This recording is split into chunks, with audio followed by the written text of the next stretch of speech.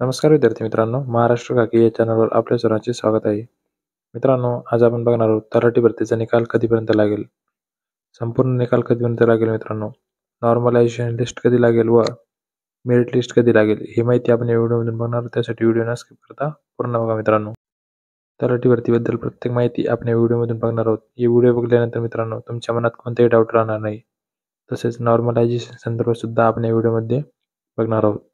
त्यासाठी व्हिडिओ न स्किप करता पूर्ण बघा. आणि मित्रांनो, आपण जर या चॅनलवर नवीन असाल तर चॅनल सबस्क्राईब करून बेल आयकॉनवर ऑल क्लिक करा, जेणेकरून या चॅनलवर येणारे सर्व अपडेट आपल्यापर्यंत सर्वात आधी पोहोचतील.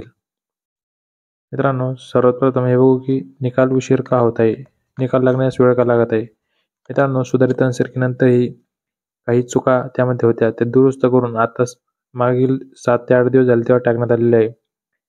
त्यामध्ये सुधारणा झाल्या मित्रांनो, त्यामुळे सुद्धा उशीर झाला निकाल लागण्यास. व तलाठी भरती पारदर्शक व्हावी यासाठी सुद्धा प्रत्येक योग्य तो डाटा तयार करण्यात येत आहे मित्रांनो, त्यामुळे सुद्धा उशीर होत आहे. आणि तलाठी भरतीचा मुलांनी जी एक्झाम दिली होती ते विद्यार्थी जास्त प्रमाणात असल्यामुळे प्रत्येक जिल्ह्याची लिस्ट लावण्यात व्यवस्थित डाटा तयार करण्यात सुद्धा उशीर होत आहे मित्रांनो यामध्ये. पुढचा प्रश्न मित्रांनो, निकाल कधीपर्यंत लागेल. तर मित्रांनो, 9 तारखेला पेसा केस सुनावणी आहे.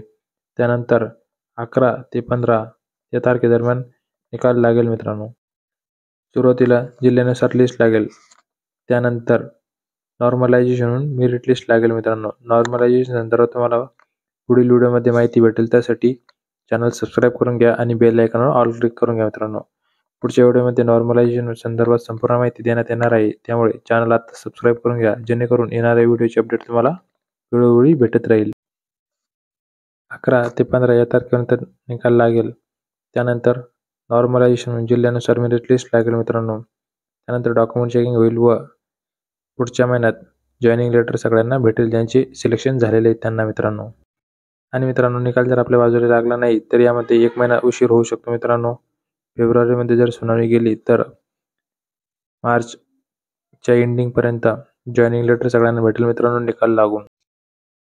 ही सर्व माहिती मित्रांनो तुम्हाला महत्त्वाची वाटली असेल तर व्हिडिओला लाईक करा. अजून काही माहिती पाहिजे असेल, काही डाऊट असतील तर कमेंट सेक्शनमध्ये सांगा मित्रांनो. आणि आपलं टेलिग्राम चॅनल डिस्क्रिप्शनमध्ये लिंक दिलेली आहे, ते सुद्धा जॉईन करून घ्या. प्रत्येक माहिती त्या ठिकाणी टाकण्यात येते मित्रांनो. धन्यवाद मित्रांनो.